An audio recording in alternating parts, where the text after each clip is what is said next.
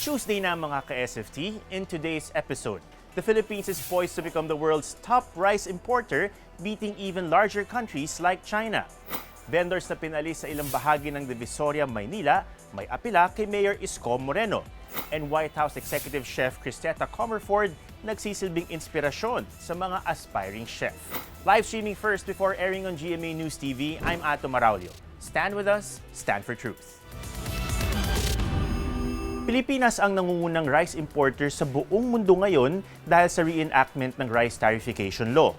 Tinalo pa natin ang malalaking bansa gaya ng China. Anong epekto nito sa mga consumers at sa ating mga magsasaka? MJ Jeronimo has the details. Araw-araw kung bumili ng bigas si Mang Barcileso. Sa kanyang kita, hindi niya kayang bumili ng isang kabang bigas. Yan ang kaya ko. Ang kaya ko lang, kilo-kilo lang.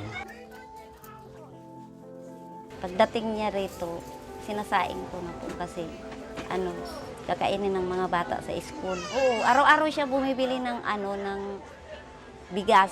Kasi yun naman kasi ang kita niya, hati-hati ko po ang baon sa anak ko, tapos bigas, ulam. Si Mang Barcileso at Aling Josie, murang bigas ang hanap. At ayon sa mga tindero ng bigas, kadalasang mas mura ang imported na bigas kumpara sa mga locally produced rice. Sa isang palengke dito sa Quezon City, ang imported na bigas naglalaro sa mahigit 30 pesos samantalang more than 40 to 50 pesos ang local na bigas. Kaya hindi na nakapagtatakang ang mas murang imported na bigas ang piliin ng mga consumer na katulad ni Mang Barcileso. Yung imported po natin ngayon, nakukuha ko lang siya ng 1,720, yung maalsa na po yun. Then yung local, naglalaro siya sa mahigit 2,000. Mas mura ang mga imported kaysa local. Mas marami rin may gusto ng local kahit na walang ulam. Itong bigas na ito ay locally produced, no? So 56 pesos per kilo itong bigas na ito, pero sinasabi nga na mas masarap yung lasa nito. And of course, locally produced siya. So direktang nanggagaling mula sa farmers natin dito sa Pilipinas. Sa datos ng US Department of Agriculture, Pilipinas ang nangungunang importer ng bigas sa buong mundo ngayong taon. Noong nakaraang taon, umabot ng 1.9 million metric tons ang bigas na inangkat ng Pilipinas. Ngayong 2019, tumaas ito sa almost 3 million metric tons na may 58% increase. Ayon pa sa DA, ang Rice Tariffication Law o RTL ang isa raw sa malaking dahilan kung bakit dumami pa ang bilang ng inaangkat na bigas ng ating bansa. It's free trade, di ba? We cannot restrict kasi kung i-restrict mo yan, we're going against the law. Unless the law says that you can only import so much. Sabi ng grupong Bantay Bigas, malaki ang impact nito sa mga local farmers sa bansa dahil mas dumami na ang kompetisyon sa merkado. Nakakahiya na given na isang nananatiling agricultural country yung Pilipinas ay top importer na tayo ng bigas. Yung 2.7 million farmers ay todo apektado, hindi lang yung farmers kundi yung buong pamilya. Ilang milyon yung magugutom dahil dito sa pagpasa ng Rice Liberalization Law. Pero sabi ng DA, implemented na rin naman ang Rice Competitiveness Enhancement Fund o RCEF, which aims to improve the productivity of farmers and reduce their production cost. According sa economist na si Dr. Agustin Arsenas ng UP School of Economics, mahirap makipagsabayan ang local na bigas sa imported. Magko-compete talaga ang mga magsasaka natin, yung local producers natin ng rice, sa imported rice. Hindi nga sila mananalo kasi nga mataas ang cost of production, mababa ang productivity ng rice farmers natin. May positive at negative impact naman daw ang malawakang pag-import natin ng bigas. So kung mag-aangkat tayo ng bigas, mas marami yung magiging murang pagkain. So ang impact nun would be benefit para sa consumer kasi mas mura yung presyo ng kakainin nila. On the downside, ang impact niyan ay dun sa mga magsasaka kasi pag nag-import ka, essentially you're buying yung foreign rice as opposed to local rice. So anong gagawin ngayon ng mga magsasaka? Hindi mabibili ngayon yung hindi magiging konti ang benta nila, no. So kailangan ng support ng gobyerno, post-harvest facilities para hindi malulugi, hindi mababarat yung kanilang produkto. Dahil sa pagdagsa ng imported na bigas sa Pilipinas, tila mas tumataas na nga ang kompetisyon sa merkado. Kaya panawagan ng Bantay Bigas, sana ay mas linangin na lang daw ng gobyerno ang local farming sa Pilipinas para hindi na kailangan pang makipagkompetensya sa presyo ng bigas ng ibang bansa. I'm MJ Jeronimo and I stand for truth.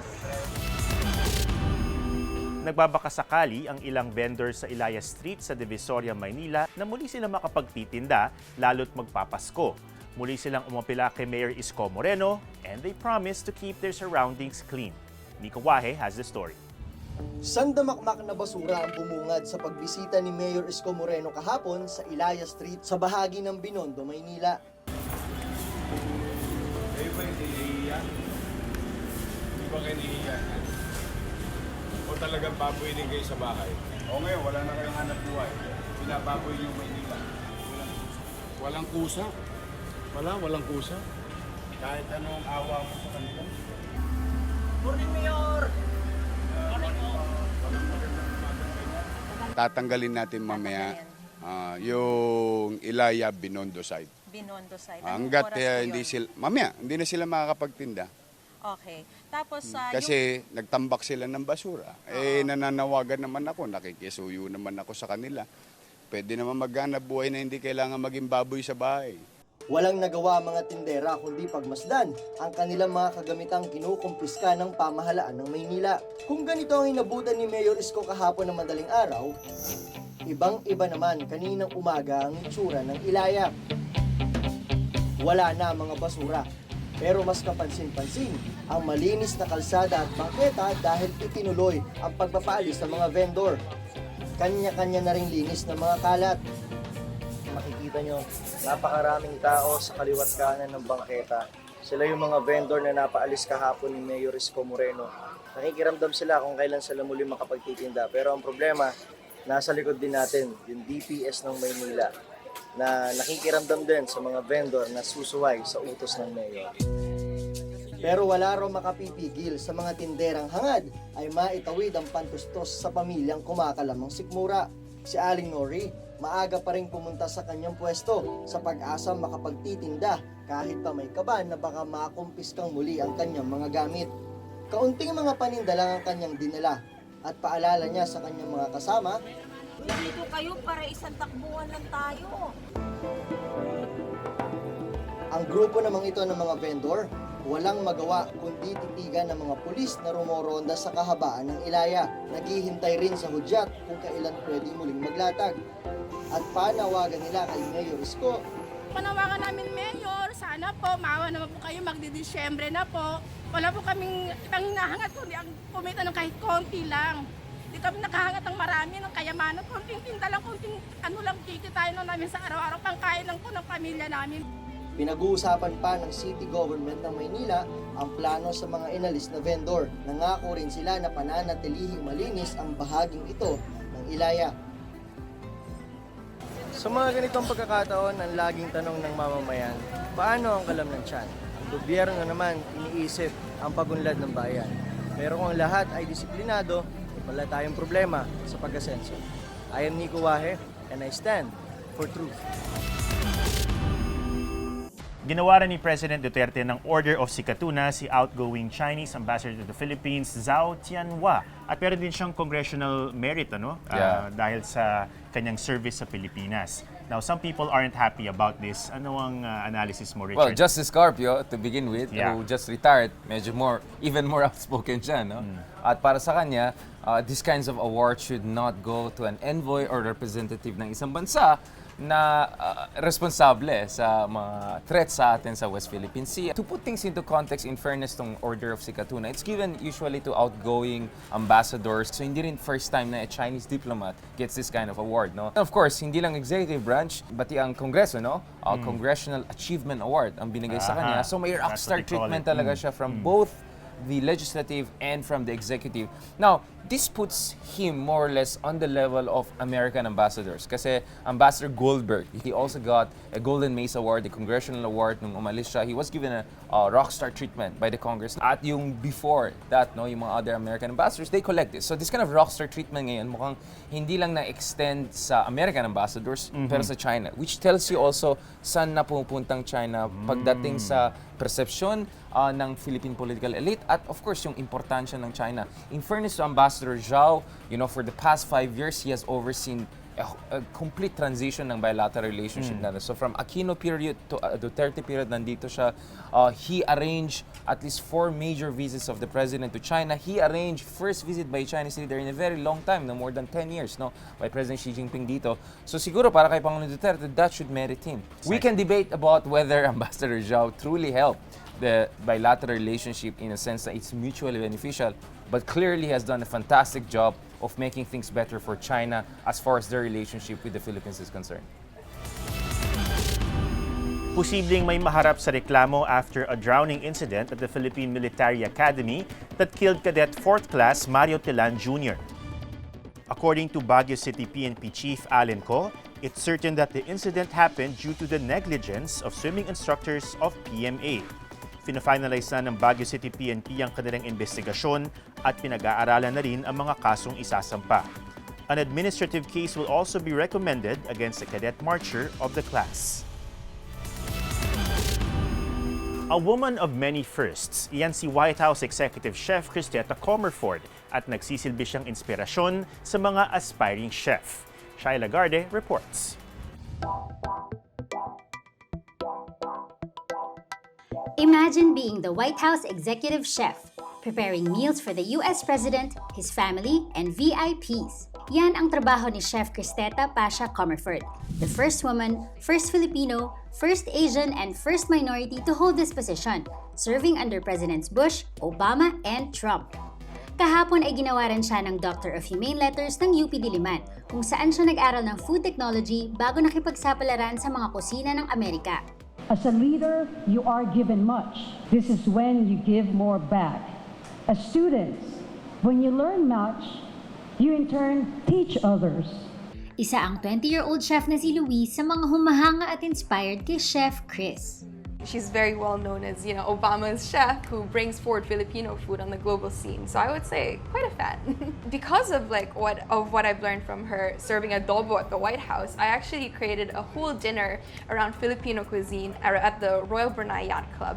And then I actually had a ribeye adobo steak that kind of reminded me of Chef Comerford's adobo at the White House.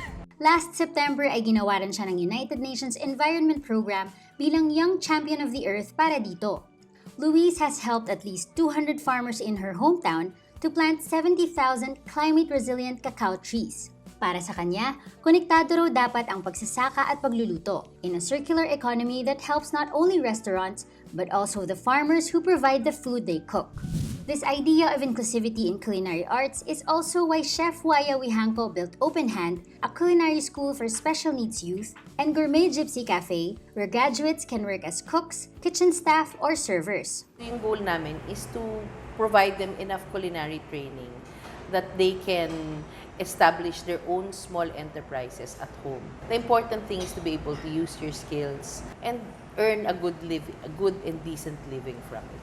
Sa nakalipas na mga taon, patuloy sa paglaki ang bilang ng mga nagkaka-interes na kumuha ng culinary arts. Ayon sa TESDA, there were 277,639 culinary arts students enrolled in 2018 compared to 166,350 in 2014.